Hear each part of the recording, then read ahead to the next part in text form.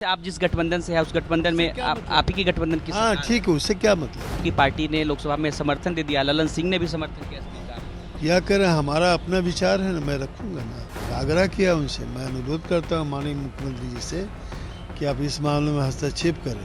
कि आपके इस बयान से आपके ये सुनिए मेरी बात, आपके यहाँ बैठे हुए नहीं हम इसमें जो जो चाहिएगा बुलवाइएगा। मतलब आपको ऐसा लगता है कि आपकी आपके आप सुनिए, आपके बयान से आपके गठबंधन में डिबेट में नहीं है यहाँ बैठे हुए, जो चलाती हैं ना वो नहीं चलेगा यहाँ।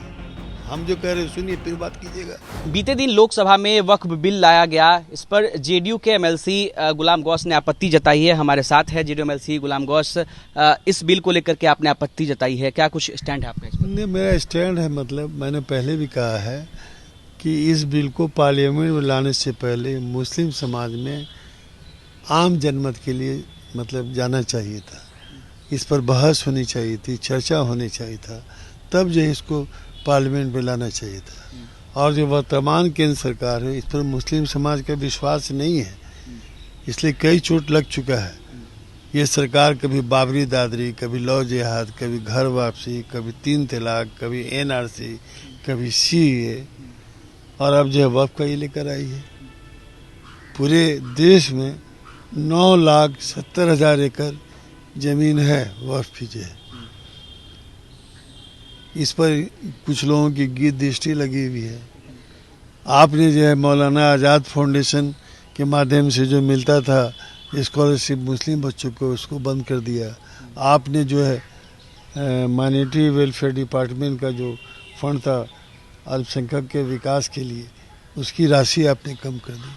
तो आप अपने भी नहीं दीजिएगा और हमारे पास जो स्रोत है वो भी बंद कीजिएगा, तो कैसे होगा। आप ये सीधा सीधा आरोप लगा रहे हैं कि केंद्र सरकार जो है वो मुस्लिम समुदायों के साथ ठीक नहीं कर रही। हाँ सही है, आशंकित हो लोग, विश्वास ही नहीं इस सरकार पर, कैसे विश्वास होगा।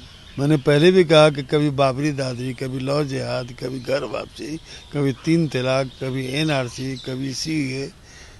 इस बिल पर इसका क्या मंशा है, इसके निशाने पे कौन लोग, किसी से पूछ लीजिए तो। और अब वक्फ का आ गया है, और ये जो है संविधान के 14, 15, 25 और 30 आर्टिकल के खिलाफ है ये बिल। संविधान जो है का आर्टिकल 25 जो है हमको अपना संस्था चलाने का अधिकार देता है। तब आपके कहने से हम खाना खाएंगे, आपके कहने से हम कपड़ा पहनेंगे, आपके कहने से हम संस्था चलाएंगे। इस बिल को आप संविधान विरोधी बता रहे हैं? हाँ बिल्कुल, 14, 15, 25 और 30 आर्टिकल के खिलाफ है ये। लेकिन देखिए, आप जेडीयू से आते हैं, लेकिन आपकी पार्टी ने लोकसभा में समर्थन दे दिया, ललन सिंह ने भी समर्थन किया इस बिल का। क्या करें, हमारा अपना विचार है ना, मैं रखूंगा ना।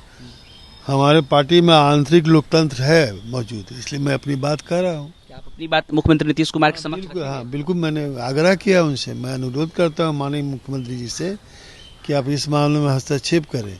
माननीय मुख्यमंत्री जी ने बिहार की अक़लियत के लिए बहुत सारे काम किए हैं, चाहे वो तालीमी मरकज़ हो, 10,000 तालीमी मरकज़ बहाल किए गए, 16,000 उर्दू टीचर बहाल। लगता है कि आपके इस बयान से आपके ये सुनिए मेरी बात, आपके यहाँ बैठे हुए नहीं हम इसमें जो चाहिएगा बुलवाइएगा। मतलब आपको ऐसा लगता है कि आपके आप सुनिए, आपके बयान से आपके गठबंधन में डिबेट में नहीं है यहाँ बैठे हुए, जो चलाती हैं ना वो नहीं चलेगा यहाँ। हम जो कह रहे हैं सुनिए फिर बात कीजिएगा।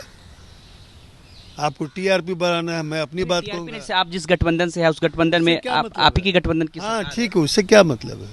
हमारी पार्टी में आंतरिक लोकतंत्र है, मैं अपनी बात कह रहा हूँ।